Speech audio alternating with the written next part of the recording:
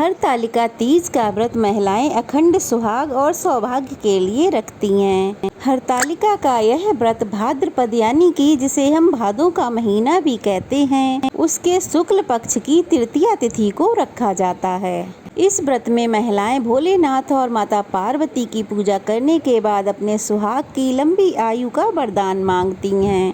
पूरे दिन निर्जला व्रत रखने के बाद पूरे विधि विधान से हरतालिका तीज की पूजा की जाती है। तो अगर आप पहली बार ये व्रत रख रही हैं तो यह जानना बहुत ज़रूरी है कि तीज के अनिवार्य नियम कौन कौन से हैं और इस दिन क्या क्या करने से बचना चाहिए। इस व्रत को तीज का व्रत इसलिए कहा जाता है क्योंकि एक कथा के अनुसार माता पार्वती के पिता उनका विवाह उनकी इच्छा के विरुद्ध भगवान विष्णु से कराना चाह रहे थे। तब माता पार्वती की सखी उन्हें सबसे छुपा के एक घने जंगल में ले गईं। इस बात का पता माता पिता को नहीं था क्योंकि कथा के अनुसार माता पार्वती की सखी उनका हरण करके उन्हें जंगल में ले गई थीं ताकि वे कठिन तपस्या में रत होकर भगवान शिव को प्राप्त कर सकें। इस प्रकार हरण किए जाने पर इस व्रत का नाम हरतालिका पड़ गया। हर का अर्थ होता है अपहरण और तालिका का अर्थ होता है सहेली। इन दोनों को मिलाकर हरतालिका शब्द बना है। हरतालिका तीज का व्रत अन्य सभी व्रतों में सबसे कठिन इसलिए माना जाता है क्योंकि इस मौसम में एक तो गर्मी बहुत अधिक पड़ती है और ऊपर से इस व्रत को बिना कुछ खाए पिए रखना होता है। 24 घंटे तक निराहार और निर्जल रहकर सुहागिन महिलाएं इस व्रत को रखती हैं। इसके अलावा कुंवारी कन्याएं भी भगवान शिव की तरह पति पाने के लिए इस व्रत को रख सकती हैं। अगर जीवन में एक बार इस व्रत को रख लिया जाए तो आजीवन इस व्रत के नियमों का पालन करना होता है। इस व्रत का उद्यापन नहीं किया जाता है। अगर हरतालिका तीज का व्रत आपके परिवार में पहले से रखा जा रहा हो तो अपने परिवारजनों से पूछकर उन नियमों का पालन आपको करना चाहिए।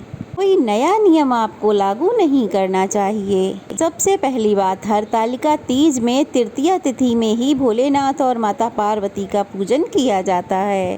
तृतीया तिथि में पूजा गोधूली बेला और प्रदोष काल में ही की जाती है। चतुर्थी तिथि में पूजा मान्य नहीं होती है। चतुर्थी तिथि में केवल व्रत का पारणा किया जाता है। अगर आप व्रत शुरू कर रहे हैं या आप शुरू कर चुके हैं, पहली बार आपने जिस प्रकार व्रत रखने का संकल्प लिया है, फिर हर बार आपको उसी संकल्प की तरह उन्हीं नियमों के पालन के साथ व्रत को रखना होगा। इसी बात का ध्यान रखें कि पहली बार आपने जो जो नियम लिए हैं उन्हीं के साथ ही आपको हर बार व्रत रखना होगा। अगर आप पहली बार से ही निर्जला व्रत रख रही हैं तो हर बार आपको निर्जला व्रत ही रखना चाहिए। अगर आपकी तबीयत सही नहीं है, इस व्रत को रखते समय आपकी तबीयत खराब हो रही है, जैसे कि आप गर्भावस्था में हैं और व्रत पहले से ही रखती आ रही हैं, तो ऐसे में उन्हें इस व्रत में निर्जला या निराहार बिल्कुल भी नहीं रहना चाहिए।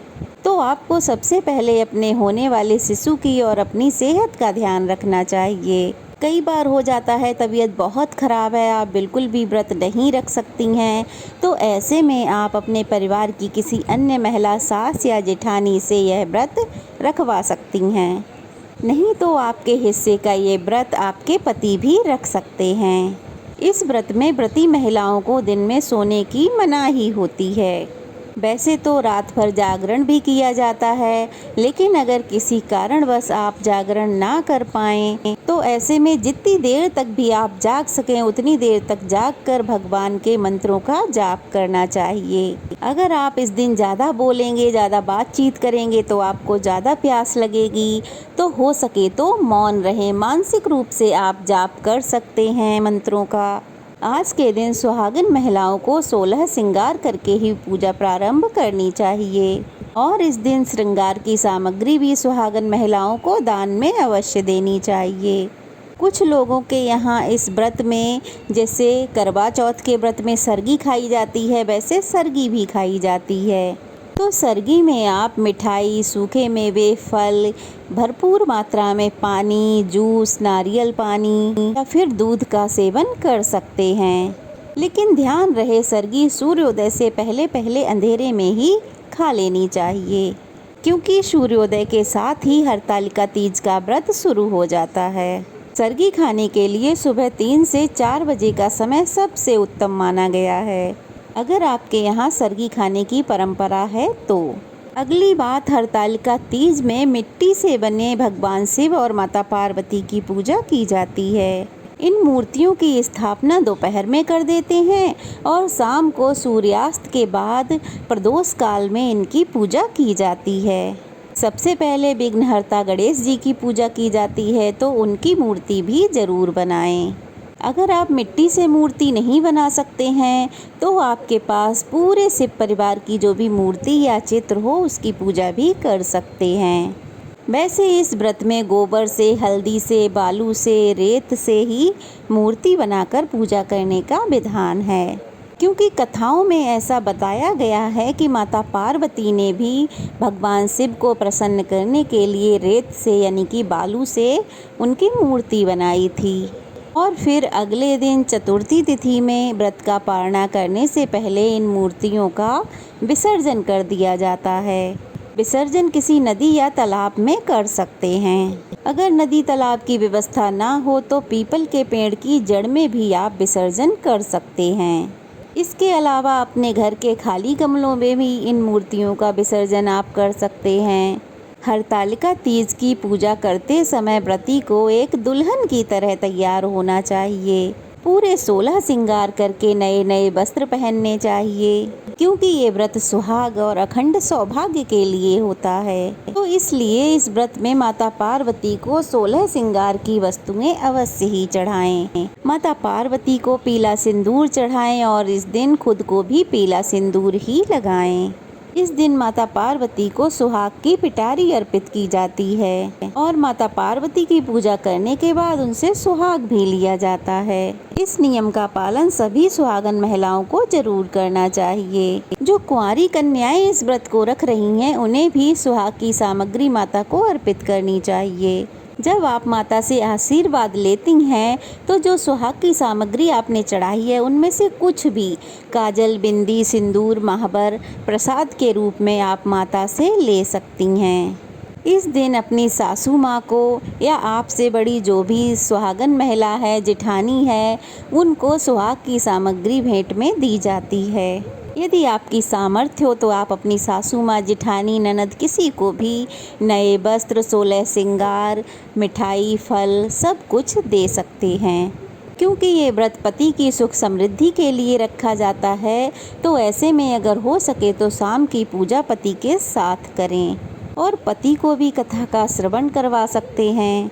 ध्यान रहे जब आप व्रत का पारणा कर रहे हों, क्योंकि आपने इस व्रत को 24 घंटे निर्जल रहकर रखा है, तो ऐसे में आपके शरीर में पानी की कमी हो जाती है। तो ऐसे में आपके यहाँ माता पार्वती को जो भी भोग, शिव को जो भोग अर्पित किया जाता है, जैसे कि बहुत सी जगह पर मालपुए अर्पित किए जाते हैं, तो कुछ जगह पर पूड़ी पकवान बनाए जाते हैं, तो कुछ जगह पर पंचामृत और गुजियों आदि का भोग लगाया जाता है। तो आप व्रत का पारणा करते समय दूध या दूध से बनी मिठाई या फिर पानी का सेवन करें। ध्यान रहे कि बहुत अधिक मात्रा में आप एक ही बार में पानी या दूध से बनी कोई भी सामग्री ग्रहण ना करें। शुरुआत में थोड़ी ही मात्रा में जल का प्रयोग करें। उसके बाद में आप धीरे धीरे थोड़ा थोड़ा सब कुछ खा सकते हैं। बहुत सी जगह पर समूह में पूजा की जाती, जैसे कि बहुत सारी महिलाएं इकट्ठा होकर किसी के घर में, मंदिर में या नदी तालाब के किनारे जाकर पूजा करती हैं। तो अगर आप कहीं जाकर पूजा करती हैं तो पूजा की सब सामग्री अपने साथ लेकर जाएं, कोई कमी ना रहे।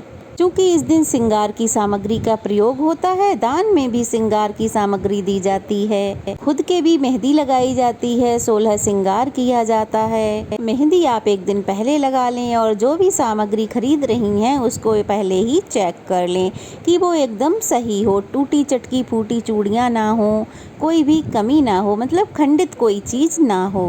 दान किसी को दें, साथ में दक्षिणा जरूर रखें, बिना दक्षिणा के दान अधूरा माना जाता है। आज के दिन आप मंदिर में जो भी फल या मिठाई चढ़ाते हैं उसका एक हिस्सा बैल या गौ माता को खिलाएं और उसमें से कुछ हिस्सा मंदिर में रख कर आएँ। व्रत करने वाली महिला को इस दिन गुस्सा नहीं करना चाहिए, पति के साथ कलेश मनमुटाव नहीं करना चाहिए। इस दिन किसी बुजुर्ग का अपमान भूले से भी ना करें, ऐसा करने से व्रत का फल नहीं मिलता।